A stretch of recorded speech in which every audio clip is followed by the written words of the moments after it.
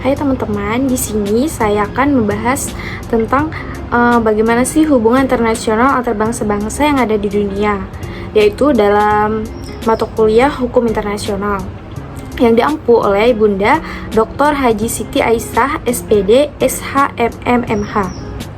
Yang pertama, saya akan menjelaskan bagaimana sih pengertian dari hubungan internasional. Yang pertama, menurut Suwardi Wiratmadja, hubungan internasional itu adalah segala macam hubungan antar bangsa dan kelompok-kelompok bangsa dalam masyarakat dunia. Yang kedua, itu ada menurut Undang-Undang Nomor 37 Tahun 1999, yaitu tentang hubungan luar negeri, yang berisi setiap kegiatan yang menyangkut aspek regional dan internasional yang dilakukan oleh pemerintah, lembaga negara, badan usaha, organisasi politik, ataupun masyarakat atau warga negara Indonesia. Selanjutnya yaitu pentingnya hubungan internasional, yaitu memiliki beberapa alasan. Alasannya itu yang pertama, tidak ada bangsa ataupun negara pun di dunia ini yang dapat hidup, berkembang, dan mampu mempertahankan kelangsungan hidupnya tanpa bekerja sama dengan bangsa yang lainnya.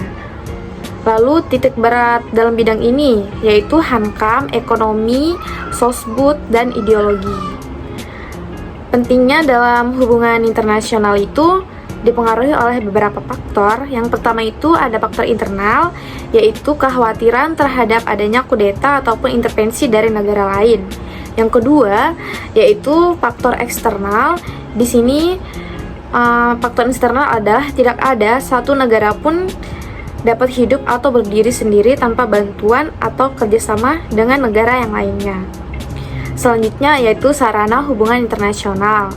Sarana yang pertama itu ada sarana formal, yaitu sarana yang pasti digunakan oleh setiap negara, terikat oleh aturan dan prosedur baku secara nasional maupun internasional, yang meliputi pertemuan luar negeri, perwakilan diplomatik, perwakilan konsuler.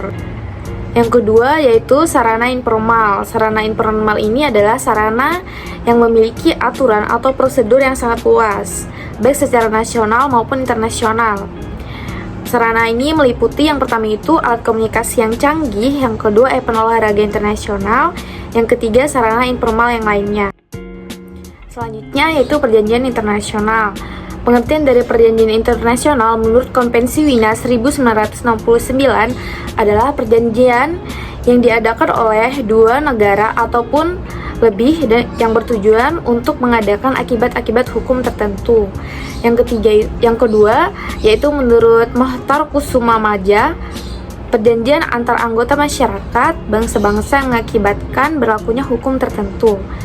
Yang ketiga yaitu menurut Oppenheimer-Lauterfeld, yaitu perjanjian antar negara yang menimbulkan hak dan kewajiban bagi negara-negara yang bersangkutan.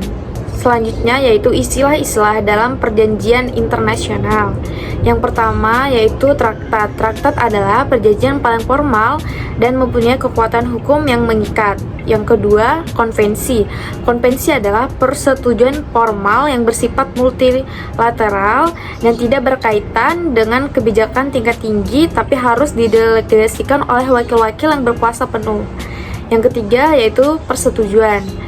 Perjanjian ini yaitu perjanjian yang bersifat teknis atau administratif.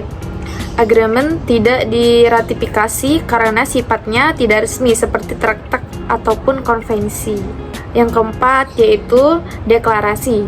Deklarasi ini adalah perjanjian internasional yang berbentuk traktat atau dokumen tidak resmi. Lalu yang terakhir itu adalah piagam, yaitu himpunan peraturan yang ditetapkan oleh persetujuan internasional. Piagam dapat digunakan sebagai dasar hukum bagi berdirinya suatu organisasi internasional. Selanjutnya itu klasifikasi perjanjian internasional menurut jumlahnya. Yang pertama, perjanjian bilateral, yaitu perjanjian yang dilakukan oleh dua negara. Lalu yang kedua, yaitu perjanjian multilateral, yaitu perjanjian yang dilakukan oleh lebih dari dua negara dan menimbulkan akibat hukum bagi masyarakat internasional. Perjanjian internasional selanjutnya itu perjanjian menurut subjeknya. Yang pertama, perjanjian antar negara. Perjanjian yaitu perjanjian yang dilakukan oleh banyak negara sebagai subjek hukum internasional. Yang kedua itu antar negara dan subjek hukum, yaitu perjanjian yang dilakukan oleh suatu negara dengan subjek hukum internasional lainnya.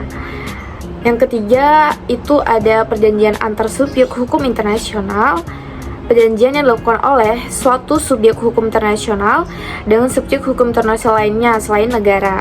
Selanjutnya ada klasifikasi perjanjian internasional menurut proses ataupun tahapnya.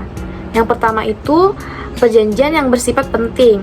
Perjanjian yang dibuat melalui 3 tahap, yaitu perundingan, penandatanganan, dan juga ratifikasi.